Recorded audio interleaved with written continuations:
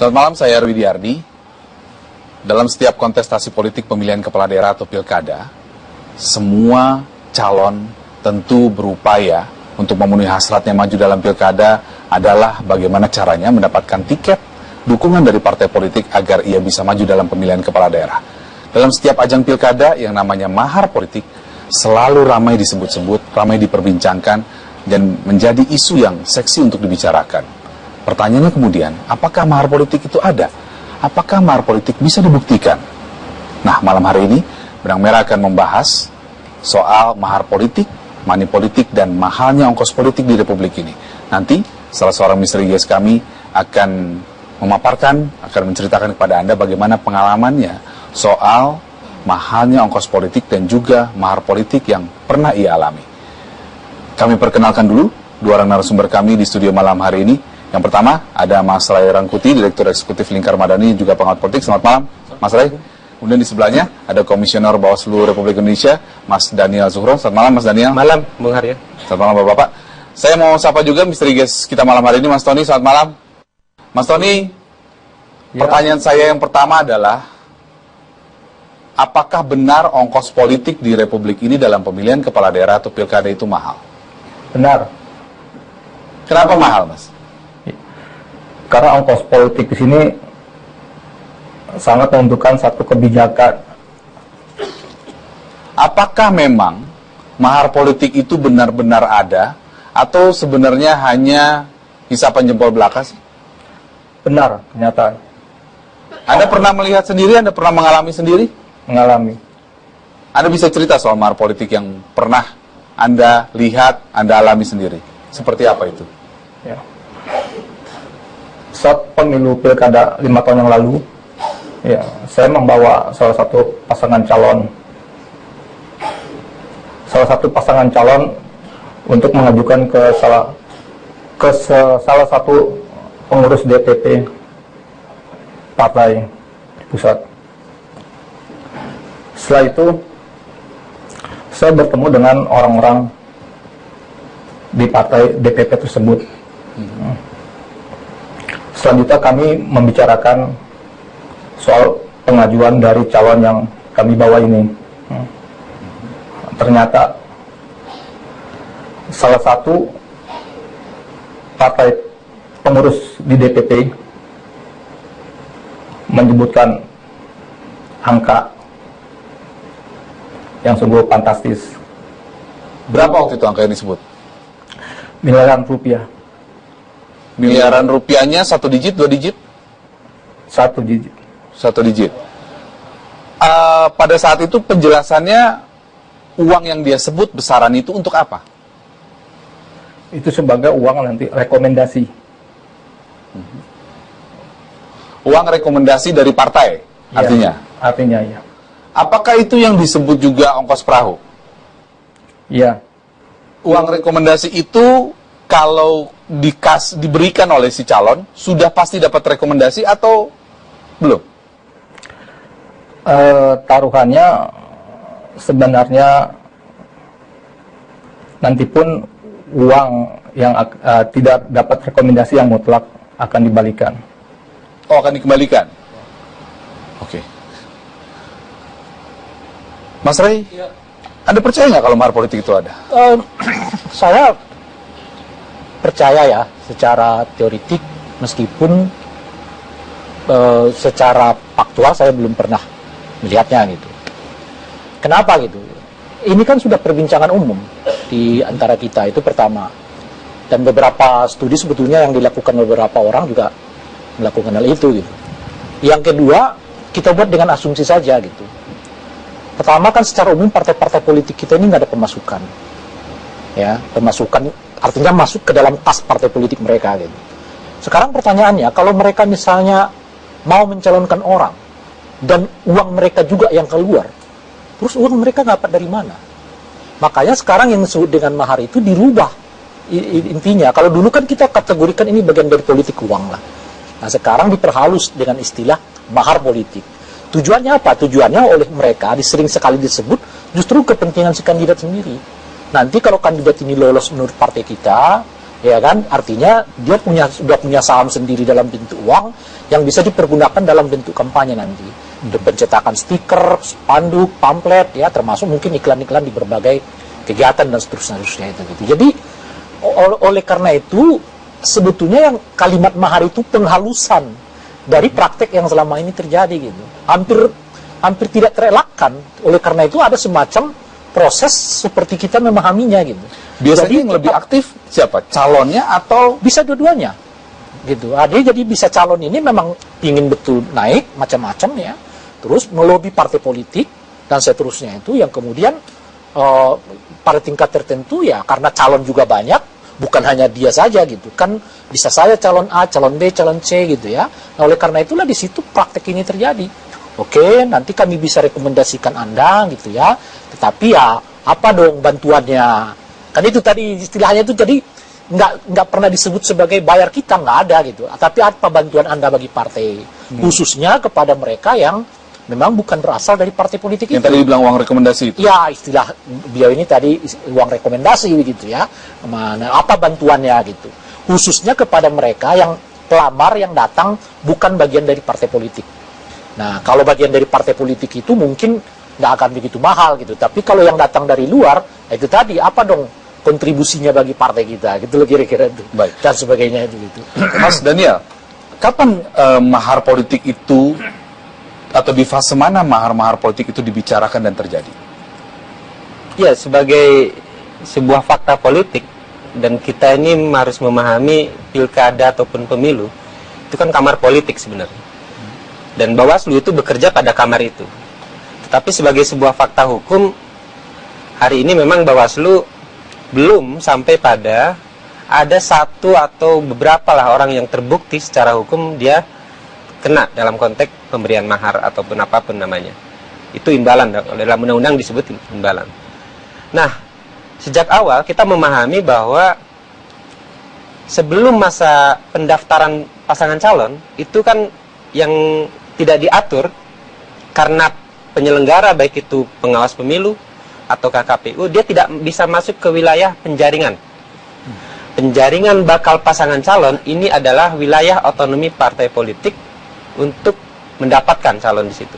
Nah, kebiasaan yang terjadi dan kita juga terus menggali informasi periode penjaringan bakal pasangan calon sebenarnya. Karena itu adalah masa ketika partai politik melakukan. Bawaslu tidak bisa masuk di situ untuk mengawasi? Itu yang saya sampaikan bahwa karena ini tahapan ini berhenti dimulai ketika tahapan itu dibuka sejak pendaftaran.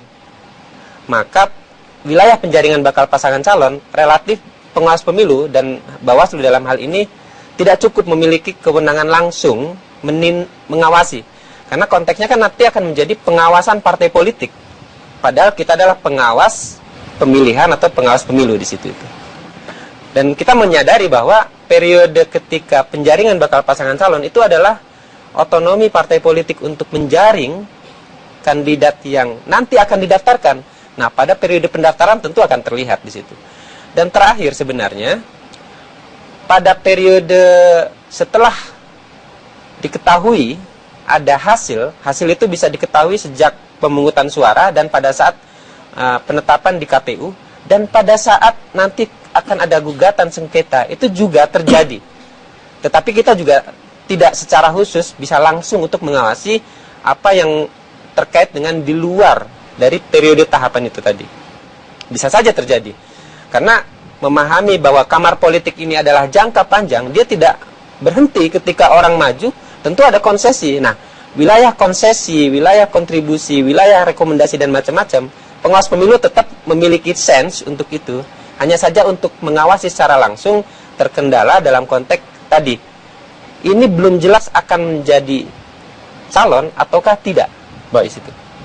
Lalu bagaimana praktek mahar politik itu kemudian dilakukan oleh para calon yang terlibat dalam pilkada? Tunggu kami saat lagi, tetap di Benang Merah.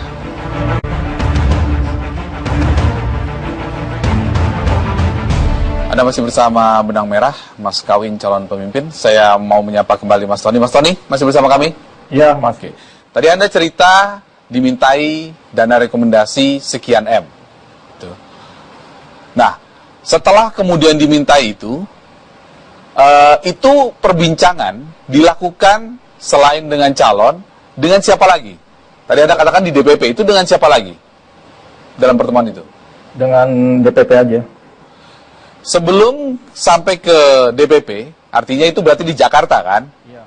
Itu di tingkat daerah dengan korwilnya, dengan ketua DPW atau ketua DPD, itu juga dibicarakan nggak itu, deal-deal itu? Iya. Nah, apakah sang korwil atau koordinator wilayah ini juga meminta uang? Meminta. Berapa uang yang diminta oleh korwil? Kurang lebih ratusan juta. Berapa? Ratusan juta. Oke. Ceritanya gimana pada saat itu? Bisa Anda paparkan nggak? Ya. Tidak beda dengan uang koordinasi di pusat. Karena ini juga ada pembiayaan di DPW. Artinya ada bagi-bagi uang untuk di DPW sendiri. Nah, sang korwil langsung menyebut angka permintaan? Sebenarnya tidak, hanya ada kebijakan dari sang calon untuk memberikan dana tersebut. Itu ketua DPW atau ketua DPD-nya juga dapat juga? Sudah otomatis. Dikasihnya masing-masing atau lewat korwilnya dititipkan uangnya? Masing-masing. Masing-masing. Iya. Dan itu calon Anda sendiri yang memberikan lewat orangnya? Iya. Oke. Setelah itu berarti sudah solid di bawah, baru menghadap ke DPP? DPP ya. Untuk mendapatkan rekomendasi? Rekomendasi. Kalau boleh tahu pada saat itu, calon yang Anda pegang itu berlaga dalam tingkat apa sih? Tingkat 2. Tingkat 2, kabupaten berarti? Kabupaten. Oke. Nah, itu uang mahar tadi yang diminta untuk rekomendasi itu akhirnya diberikan? Diberikan. Pada saat kapan? Pemilu 2005 tahun yang lalu. Bukan, artinya sebelum pelaksanaan pilkada atau setelah atau pada saat? Sebelum pelaksanaan pilkada. Dalam bentuk? Cash. Cash. Iya. Berapa kardus waktu itu ngasihnya? Sekitar, yang saya tahu melihat ini hanya 5 ya. Kalau 5 kardus berarti kurang lebih 5 M dong? Satu Iya, kardus kan saya. biasanya 1 M tuh? Iya, iya. Itu dikasih ke DPP tuh? Ke DPP. Kalau lihat pengakuan kayak begini Mas Daniel, apa yang bisa dilakukan Bawaslu? Ini dalam proses, ini juga dalam proses pilkada loh. Iya, kita berharap pengakuan yang sifatnya dia dirugikan itu datang ke pengawas pemilu.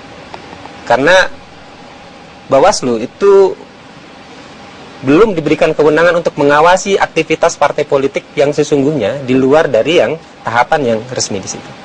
Jadi kita berharap ada orang yang datang melapor bahwa sudah menjadi korbankah atau akan melakukan apapun, karena itu pintu pertama kita untuk melakukan penyelidikan. Tapi kan ini melibatkan pasangan calon, artinya calon. Apakah itu kemudian tidak bisa? Atau jangan-jangan Bawaslu tidak diberi kewenangan untuk itu? Jelas bahwa ruang yang kita bisa masuk itu adalah ruang ketika pendaftaran sudah dimulai. Karena bukti pertama dia adalah menjadi bagian dari kepesertaan adalah ketika menyerahkan pendaftaran. Sebelumnya siapapun kan bisa mengambil di situ. Mau apakah calon yang diusung ataukah yang tidak diusung, perorangan dan macam-macam. Artinya di situ ruang yang belum kita diberikan kewenangan untuk secara khusus mengawasi praktek yang terjadi dalam hal pra pendaftaran pasangan calon. Jadi saya kira tentu di sini undang-undang sudah memberikan kerangka payung yang jelas bahwa praktek yang begini ini itulah yang dimaksud dengan pemberian imbalan. Nah itu jelas dilarang sama sekali, dan saya mau sampaikan bahwa undang-undang mengatakan sampai ketika dia terpilih, bahkan sudah menjadi gubernur, bupati, dan wali kota, atas dasar penyidikan, penuntutan, dan terbukti oleh putusan pengadilan yang ingkrah, dia bisa dibatalkan sebagai gubernur bahkan. Dia bisa dibatalkan? Ya, itu jelas. Karena praktek yang seperti ini, makanya saya kira ini penting disampaikan bahwa permainan belum selesai. Jadi siapapun penting jika ingin menyampaikan hal yang terkait dengan memberantas transaksi yang clear seperti ini, saya kira itu perlu ada yang memberitahukan kepada Bawaslu, dan ini kita punya ruang. Tetapi dalam hal sebelum, nah ini kan ruang yang kita tidak bisa secara khusus, karena itu butuh kemampuan dalam tanda petik seketika diperoleh bukti di tempat kejadian, dan itu kan semacam operasi tangkap tangan di situ, dan itu adalah tujuan khusus, dan di situ Bawaslu belum diberikan kewenangan dalam konteks yang tadi itu. Ternyata memang sulit dibuktikan, Mas Ray. Apakah benar? Sulit, tapi sebetulnya kan pasal ini mengindikasikan kepada kita bahwa praktek ini lazim, sehingga si pembuat undang-undang pun membuatnya dalam undang-undang. Kan ini tadi ditayangkan tuh pasal 47, sekarang pasal berapa di Undang-Undang nomor 1? 47 juga ya, Undang-Undang nomor 1 tahun 2016 itu. Artinya bukan hanya sebetulnya Bawaslu atau kita pemantau pemilu gitu, bahkan hampir di semua partai politik juga mengakui terjadi praktek ini, dan oleh karena itu dilarang oleh undang-undang, dibuat oleh mereka di dalam undang-undang. Jadi mereka mengakuinya sendiri, meskipun sampai sekarang tidak ada yang terbukti.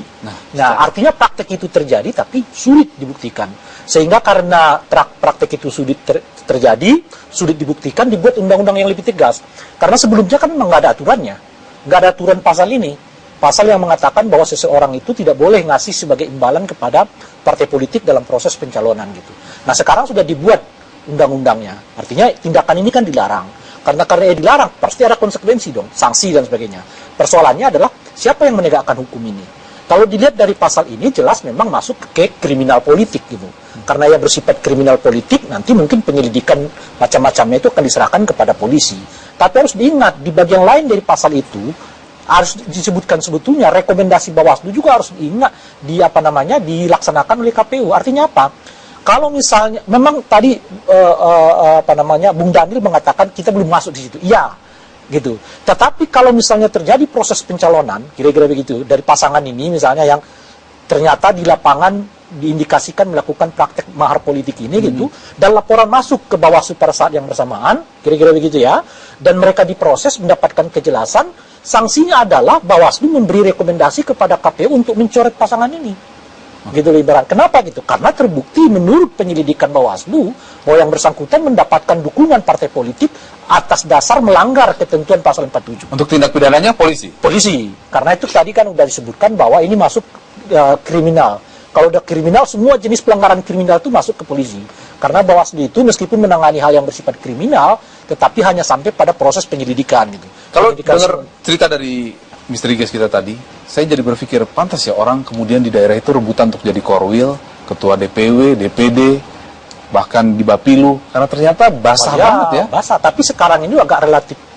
Menurut saya ya, saya belum tahu kalau 2016, tapi setelah Undang-Undang nomor 1 2016 ini, yang merevisi Undang-Undang yang 2015 kemarin itu, rasa-rasanya persaingan di tingkat bawah ini makin kecil.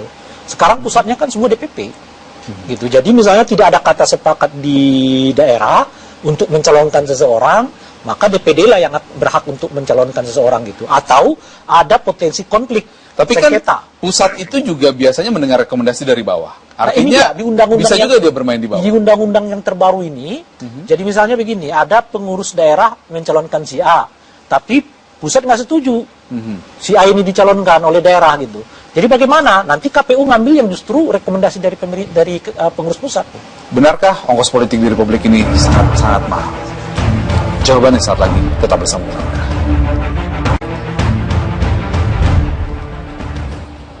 Anda masih bersama Benang Merah. Benarkah ongkos politik di Republik ini sangat-sangat mahal? Saya kembali menyapa Mas Tony. Mas Tony, masih mendengar kami? Masih. Oke. Dan setelah penyerahan mahar itu sudah dilakukan, sudah berlangsung, tadi Anda katakan ada 5 kardus yang Anda lihat. Selanjutnya apa? Apa yang terjadi? Yang terjadi kita mengambil suatu kesepakatan bahwa ini calon yang diusung mendapat rekomendasi Kemudian daftar ke KPUD. KPUD ya. Oke.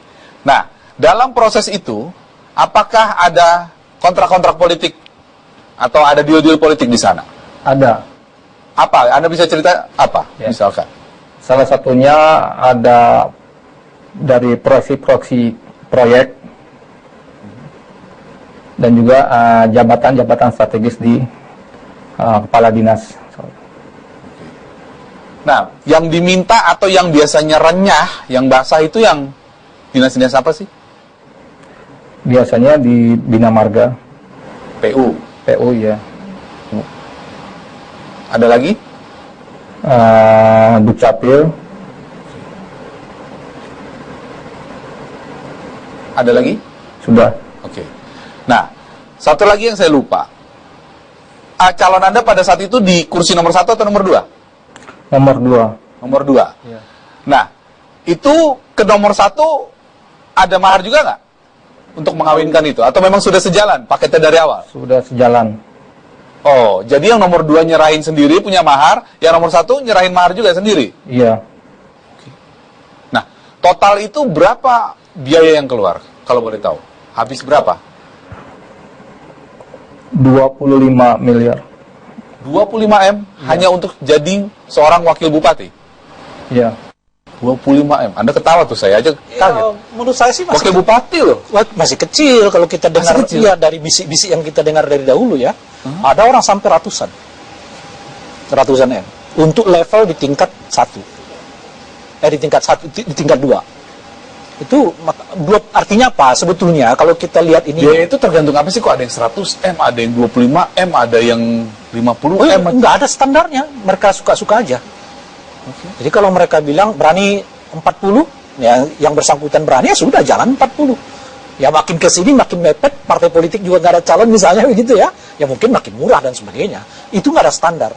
Cuma kalau kita dengar dari dulu-dulu misalnya waktu pilkada tahun 2009, 2000 macam-macam itu 200M dan sebagainya itu bukan ratusan, itu bukan barang mewah untuk pilkada ya. Itu sebenarnya masuk ke parpol atau untuk pembiayaan kampanye atau untuk serangan fajar juga? Saya pikir kemana-mana ya. Pertama tentu saja orang per orang gitu. Kedua mungkin masuk bagian dari kas partai yang dipergunakan nantinya dalam kerangka untuk kampanye dan sebagainya gitu. Kan ada ketentuan harus ada sumbangan.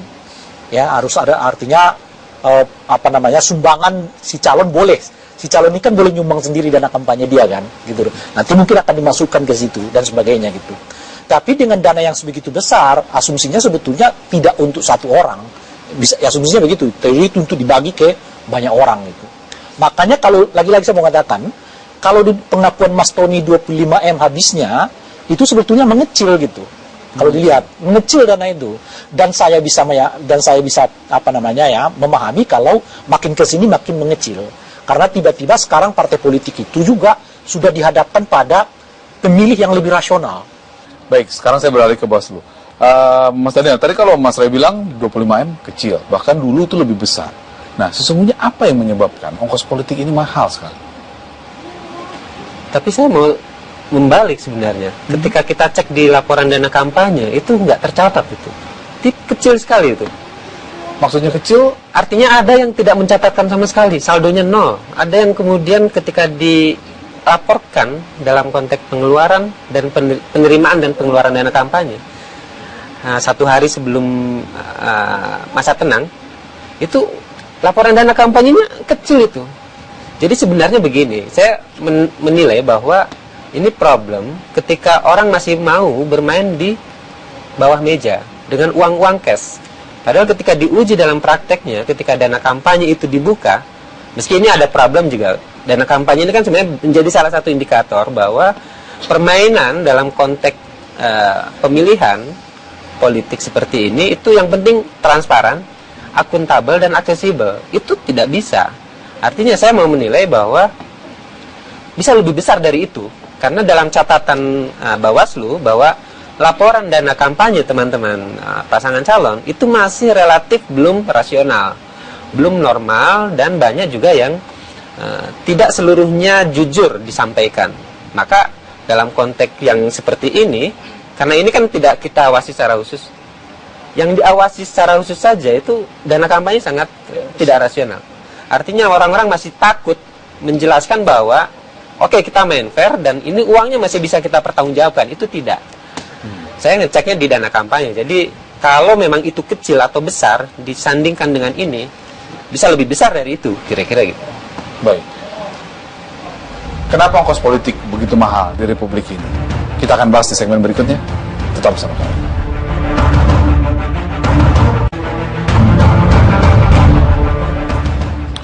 Anda masih bersama Benang Merah, Mas Kawin, calon pemimpin. Saya mau ke Bawaslu. Mas Daniel, orang kemudian bertanya, apa yang bisa dilakukan agar Bawaslu bisa menjangkau, mendeteksi, bahkan kalau perlu mengungkap, menghentikan atau apalah praktek-praktek mahar politik seperti ini. Kalau tadi Anda katakan kan sulit, saya tidak punya wewenang. Orang kemudian akhirnya jadi bertanya, kalau begitu apa dong kerja Bawaslu? Jadi kayak macan ompong nih. Wewenangan penindakan itu yang saya maksud. Karena seluruh persoalan yang terkait dengan ini kan soal bagaimana finansial politik. Keuangan perpolitikan di Indonesia ini ke depan harus ditata lebih terintegrasi. Misalnya kita harus ngecek apakah teman-teman di PPATK itu mampu mengecek uang-uang yang tidak tercatat dalam konteks rekening misalnya. Kemudian juga dalam konteks teman-teman KPK, bahkan juga dalam beberapa hal, ini kita diskusi terus dengan PPATK, KPK, bahwa periode-periode tertentu ketika ada tahapan politik, ini transaksi uang yang ada itu meningkat gitu. Tetapi dalam hal penindakan yang sesungguhnya ini menjadi bukan problem pemilu, tapi bagaimana kita ingin perpolitikan ini tidak masuk persoalan-persoalan yang bukan pemilu. Karena kita tahu, kita diam, atau dalam beberapa hal konteks kampanye saja misalnya, karena ini semua sedang memperebutkan pengaruh dari para pemilih rakyat, jadi isu apapun itu bisa dimainkan sebagai materi kampanye di situ itu. Jadi dalam beberapa hal kita mau mengatakan bahwa dalam konteks uang kita masih punya kita punya instrumen hukum yang lain yang tidak hanya melulu pemilu atau pilkada, karena ini waktunya cepat. Kampanye 3 bulan. Bagaimana mengumpulkan sumbangan dana kampanye, Bang Rey? Karena ini kaitannya dia harus melakukan kampanye, tetapi itu kampanye 3 bulan, dan dalam periode 2015 ketika kita cek, yaitu dana-dananya masih belum transparan, belum akuntabel, apalagi bisa diakses. Dalam konteks ini kita harus memahami bahwa Bawaslu itu sudah memotret seluruh persoalan, tetapi wilayah yang paling rumit beberapa hal itu adalah wilayah integrasi antara hukum pemilu dan yang non pemilu, hukum pilkada dan yang non pilkada, dan juga soal-soal dengan lembaga-lembaga yang lain. Tapi Bawaslu dikasih wewenang itu mungkin nggak? Kita sudah. Kita sering duduk bersama dengan teman-teman penegak hukum yang lain bicara soal bagaimana mencegah. Konteksnya mencegah. Karena ketika menindak, bayangkan ketika transaksi seperti tadi yang misteri gas itu bicarakan, itu apakah ada instrumen untuk melakukan pengawasan seperti kita implan dalam setiap tubuh politisi misalnya, bahwa dia kemana-mana. Nah kalau itu diberikan kewenangan tidak masalah. Karena ini wilayah ketika orang diberi kebebasan untuk melakukan kerja politik. Tetapi kan yang kita ingin cegah bahwa jangan sampai uang ini menjadi salah satu instrumen utama untuk melakukan itu. Karena faktanya memang yang formal saja seperti dana kampanye, ini teman-teman peserta pilkada itu masih belum jujur sebenarnya di situ. Apalagi yang tidak dilaporkan, kita tidak lebih tahu lagi di situ. Baik, bisa ditanggapi Mas Rey? Ya memang agak sulit menurut saya ya, meskipun diakui tadi bahwa ini ada buktinya di undang-undang dibuatkan kira-kira gitu. Pertama, siapa yang melakukan penegakan hukum? Apakah polisi? Saya jujur, polisi mungkin nggak terlalu berminat dengan kasus beginian gitu. Dah seringlah kita lihat misalnya praktek politik uang, ya, praktek tertangkap uang, atau macam-macam bagi-bagi duit itu rata-rata polisi menganggap nggak terlalu penting itu, sehingga sekalipun laporan ini banyak sebetulnya terjadi, tapi sangat jarang masuk ke pengadilan. Gitu, kasus-kasus begini gitu. Ya ada masalah soal karena ini bukan dari KUHP, ini kan undang-undang pemilu sendiri ngatur. bahwa ini dianggap tindakan kriminal. Tapi yang menganggap kriminal, yang mengatakan ini tindakan kriminal bukan KUHP-nya gitu. Yang menganggap ini kriminal yang undang-undang pemilunya gitu. Jadi pada tingkat tertentu memang mungkin ada persoalan. Nah ini kan kriminal karena undang-undang pemilu, bukan karena undang-undang KUHP gitu. Tapi bukankah itu juga masuk Ya, bagian setuju. penyuapan, tindak pidana kan? Enggak masuk penyuapan. Kalau kita baca pasalnya itu bukan bagian dari penyuapan. Gitu. Pasalnya itu masuk hanya dikatakan bahwa itu tindak pidana pemilu. Kenapa tindak pidana pemilu? Karena dianggap merusak demokrasi. Itu aja sebetulnya gitu. Dan memang masuk kita itu benar gitu loh kira-kira. Cuman ketika dia mau dieksekusi jadi berat, Bawaslu nggak bisa masuk, polisi yang paling mungkin polisi, tapi saya agak ragu mereka mau menanganinya gitu. Kenapa? Karena lagi-lagi apa istilahnya itu bukan praktek pidana yang dikenal melalui KUHP gitu loh. Ini kan pidana karena undang-undang pemilunya gitu loh kira-kira kan. Nah, yang ketiga adalah jarang kasus ini juga diselesaikan di pengadilan gitu. Nah, yang keempat, menjadikan ini kasusnya dengan dalil apa gitu. Karena kalau misalnya praktek ini, kalau kita udah tadi diskusikan, praktek ini seringkali tidak disebut seperti yang dimaksudkan oleh undang-undang. Nah, mereka misalnya mengatakan ini bukan sogokan, ini bukan sumbangan, ini bukan apa ini bagian dari dana politik. Kan partai, kan calon-calon itu harus ikut juga dong mendanai kita. Emang kita dari mana kalau bukan juga misalnya kayak gitu. Jadi ketika dimasukkan ke delik pidananya, kita pakai apa gitu loh. Karena seringkali nggak connect dengan undang-undang ini gitu. Kalau disebutkan misalnya sumbangan, partai politik ngakunya bukan sumbangan. Oh bisa hadiah, bisa macam-macam kan istilah yang bisa dipakai sehingga dia masuk ke sini gitu. Nah oleh karena itu menurut saya Bung Arif, kita setujulah pasal ini karena lagi-lagi sebetulnya pasal ini merepresentasi bagaimana praktek-praktek di lapangan kan kira-kira gitu. Tetapi yang paling ampuh menurut saya mengatasi ini semua nggak ada kecuali menaikkan kultur politiknya. Cuma ini kan nggak pernah terjadi. Ini kan sama seperti kita melihat banyak calon yang elektabilitasnya tinggi tidak dipakai oleh partai, sementara yang kita nggak tahu siapa dia tiba-tiba muncul sebagai calon dari partai politik. Oke, saya mau beralih sebentar ke Mas Tony. Mas Tony? Ya. Ya. Kita sekarang bicara soal sudah jalan dalam kampanye, kemudian sudah ditetapkan jadi calon. Nah, itu ada cara-cara kecurangan-kecurangan lain yang dilakukan oleh tim Anda? Ada ya. Apa misalnya? Salah satunya serangan fajar. Oke. Itu serangan fajar pada saat pencoblosan atau H-1? H-1. Anda nggak takut ketahuan Panwaslu, Bawaslu? Ya karena sudah tersistematis. Kita sudah membagikan beberapa koordinasi di antara wilayah-wilayah. Maksudnya sistematis itu melibatkan siapa saja? Melibatkan dari korwil kita di Kordes, koordinator desa, hingga kecamatan. Apakah pada saat itu Anda dan tim juga membayar tokoh-tokoh daerah untuk mendapatkan dukungan, mendapatkan suara? Ya. Apa benar tokoh-tokoh itu harus dibayar supaya Anda dapat dukungan, supaya Anda di-endorse gitu ya, melalui pengikut-pengikutnya? Ya, karena ini merupakan satu suara untuk pemenangan dan mendukung salah satu calon. Anda harus bayar berapa sih ke tokoh-tokoh daerah itu? Besarannya? Kurang lebih 50 apa? 50 juta. 50 juta? Iya. Satu orang? Satu orang. Ke tokoh daerahnya aja? Iya. Atau jumlah masanya dihitung juga enggak? Ke tokoh daerah. Tokoh daerah itu biasanya ada berapa orang yang Anda pegang? Banyak.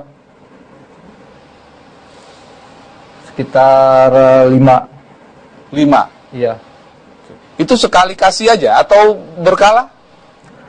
Berkala.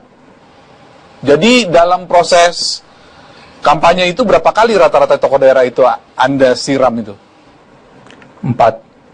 4 kali, berarti kurang lebih satu orang dapat 200 juta kali 5, udah 1 M? Iya. Dan itu jaminan? Benar-benar suaranya ke calon Anda? Iya. Bagaimana kita bisa menghentikan itu semua? Kita akan bahas saat lagi di segmen terakhir, tetap bersama Benang Merah.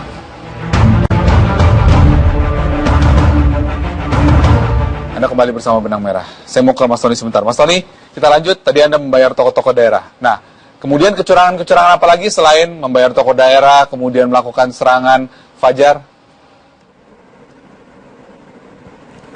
Ya, bisa diulang.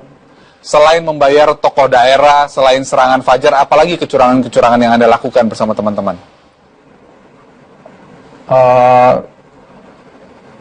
Itu aja. Itu waktu serangan Fajar, satu amplop dikasih berapa? 100.000. 100.000? Iya. Anda sebar ke berapa banyak amplop? Sekitar dalam satu desa itu sekitar 100.000 ya. 100.000 amplop? Iya, amplop. Itu dananya itu dari dana mahar tadi atau dari siapa? Berbeda. Dari partai politik, dari calon. Dari calon yang nyiapin? Iya, menyiapkan. Oke. Nah, untuk mendapatkan itu, biasanya calon-calon itu cari pengusaha-pengusaha juga nggak untuk jadi donatur? Iya, karena setiap momen daripada demokrasi pilkada ini tentu saja ada pendonor dana dari korporasi kepentingan. Yang pertama itu korporasi dari perusahaan dan korporasi dari dari asosiasi kontraktor. Seperti itu. Karena ada proyek-proyek basah itu ya? Proyek basah dan pembagian pun dalam konteks korporasi perindustrian itu soal perizinan dan lain-lain. Tapi kalau untuk korporasi dalam asosiasi kepentingan daripada kontraktor itu, yaitu proyek-proyek seperti infrastruktur jalan dan sebagainya. Oke. Baik, terima kasih Mas Tony atas waktu bersama kami. Ya. Sebelum ditutup oleh Mas Daniel, apa yang bisa kita lakukan untuk menghentikan ini semua, untuk kemudian memperbaiki moral hazard tadi? Pertama tentu moral hazard ya, memang itu yang paling tinggi benar. Tadi ada kemauan untuk partai politik untuk benar-benar meninggalkan praktek ini gitu. Itu kan sebetulnya mereka sadari, faktanya lagi-lagi mereka buat di dalam undang-undang kan kira-kira gitu. Nah yang kedua, harus mendorong aparat penegak hukum. Saya pikir kalau mereka misalnya mau sekali dua kali kasus ini diungkap dengan serius, akan punya efek kepada yang lain gitu. Sehingga dengan begitu yang lain juga berpikir untuk melakukan hal yang sama. Karena boleh jadi kemudian dia sudah bayar, tiba-tiba masuk calon yang lain itu bahkan yang didorong oleh partai politik dikasih rekomendasi dan sebagainya gitu. Nah yang ketiga, meskipun saya pribadi juga agak menyesalkan karena mekanismenya itu yang saya sebut tadi sekarang sudah agak ditarik ke pusat gitu. Jadi kalau ada dua pasangan atau dua pasangan dari satu partai politik yang dicalonkan begitu, nanti yang akan mengambil keputusan adalah atau rekomendasi yang diterima oleh KPU adalah pusat gitu. Tapi ini mungkin bayangan kita bagian dari kerangka mengurangi praktek politik uang itu gitu atau mahar itu setidaknya di level kabupaten kota maupun di tingkat provinsi. Tapi persoalannya di pusatnya main apa tidak kan itu juga pertanyaan kan. Nah itu pertama. Tapi ini juga berbahaya karena kemudian proses politik ini seperti memusat kembali. Bahwa seolah-olah semua sekarang calon dan sebagainya itu sangat potensi untuk dicalonkannya itu sangat ditentukan oleh pengurus pusat, lagi-lagi bukan lagi daerah gitu. Baik, terakhir Mas Daniel. Ya, tadi yang terakhir dari testimoni itu saya mau sampaikan bahwa jangan coba-coba lagi di pilkada yang sekarang. Karena berangkat dari 2015, sekarang itu yang konkret persoalan pemberian uang atau barang sudah dihidupkan lagi soal pidana. Jadi pemberian uang atau barang itu sudah dihidupkan lagi tindak pidana.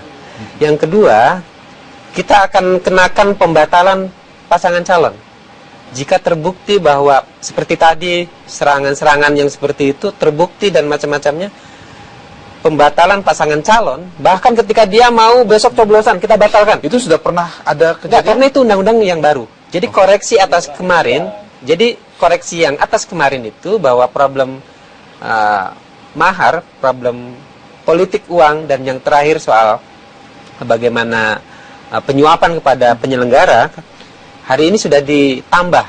Maka saya sih berharap dan itu bisa dibatalkan kapan saja ya. Artinya ketika si calon ini sudah menang, kemudian belakangan ketahuan pun tetap masih bisa dibatalkan.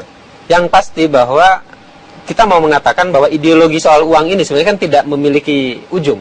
Karena terus harus keluar dengan cara uang itu tadi. Tapi dalam mekanisme pilkada yang sekarang, seperti yang tadi itu prakteknya, silahkan daftar, laporkan, dan kalau itu terbukti terjadi di beberapa titik saja, dengan skala yang sistematis dan yang terstruktur, karena ini kita pahami itu kita batalkan.